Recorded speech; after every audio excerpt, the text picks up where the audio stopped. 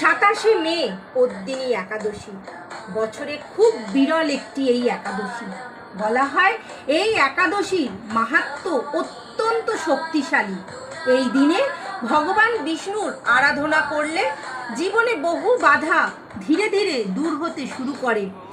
কর্মে বাধা, অর্থ কষ্ট, মানসিক অশান্তি এবং সম্পর্কের সমস্যা কমানোর জন্য এই একাদশী খুব মাহাত্ম্যপূর্ণ একটি একাদশী। পদ্মিনী একাদশীর দিনে সকালবেলা স্নান করে ভগবান বিষ্ণুকে 108টা তুলসী পাতা অর্পণ করুন। 108 বার ভক্তি ভরে জপ করুন। হাত জোর করে বলুন ওং নমো ভগবতে বাসুদেবায় নমঃ। 108 বার জপ করুন।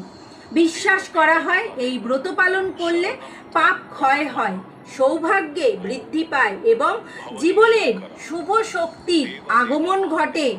তাই ভক্তি ভরে এই একাদশী অবশ্যই পালন করুন। এই একাদশী অত্যন্ত পবিত্র একটি একাদশী।